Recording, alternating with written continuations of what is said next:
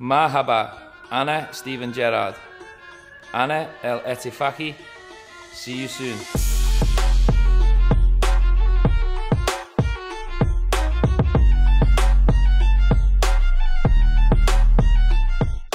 Hello hello, c'est parti pour la quotidienne Mercato. Steven Gerrard a cédé. Oui, il a signé en Arabie Saoudite. C'est le nouveau coach désormais d'Al Ettifaq. Il est là pour impressionner. Le gars a tout donné en arabe.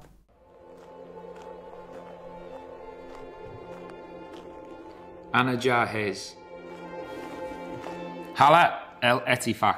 Et comme ce sont les soldes, les Saoudiens continuent leur shopping. On a vu ça, Marcelo Brozovic qui quitte l'Inter et signe un contrat à Paris, mais pas au Paris Saint-Germain, non à Al Nassr pour rejoindre CR7. Transfert estimé à 18 millions pour le Croate, sous contrat désormais jusqu'en juin 2026. En France, Clermont a eu de l'idée pour nous présenter son nouveau joueur en mode mission Fort Boyard.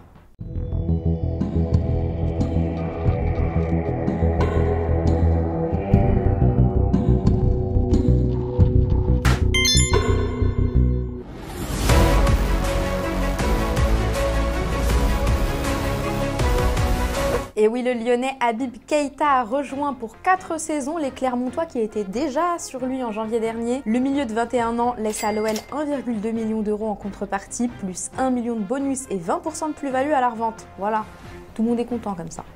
Chez les Phocéens aussi, tout le monde est content depuis l'arrivée de Geoffrey Kondogbia pour quelques 8 millions d'euros apparemment. Lui-même est content, un peu trop peut-être. Qu'est-ce qu'il fait du saouche? Ça va monsieur? Je suis bien. Oh là là, je suis bien. Oh là là là là là là, je suis bien. Bien comme les nouveaux maillots de l'OM, ils sont bien, regardez-les. Pas mal l'extérieur et attention, qui dit nouveau maillot dit nouveau flocage. Et Amin Harit nous a appris qu'il porterait le numéro 11. Et attention, il vous prévient, ne confondez pas avec son ancien numéro, n'achetez pas le 77, je ne vous rembourserai pas. Sans pitié, ni repris ni échangé. Eh les monégasques, vous passez une bonne journée? Bah oui, vous avez un nouvel entraîneur, il s'appelle Adi Hütter. L'Autrichien passé par Salzbourg, Berne ou encore Francfort et Mönchengladbach s'est engagé jusqu'en 2025 fort de son expérience, notamment demi-finaliste de la Ligue Europa. De bonne chance à lui. Et pendant ce temps-là, chez nos amis joueurs, Warren Zaïre-Emery, il n'a pas envie de revenir apparemment. Il peaufine son bronzage avant la reprise, il saigne la piscine, tout comme Youssouf Fofana, qui est au calme avant de charbonner. Et il y en a un qui peaufine pas son bronzage, mais c'est Corée, Jordan Lotomba, le niçois en digne héritier de Michael Jackson.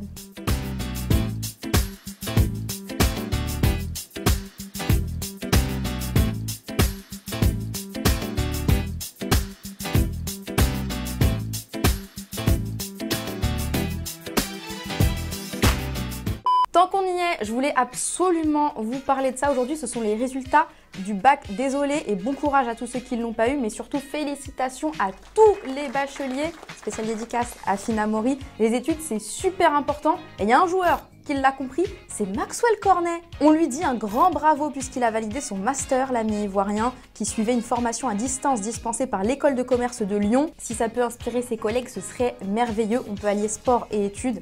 Chapeau Maxwell.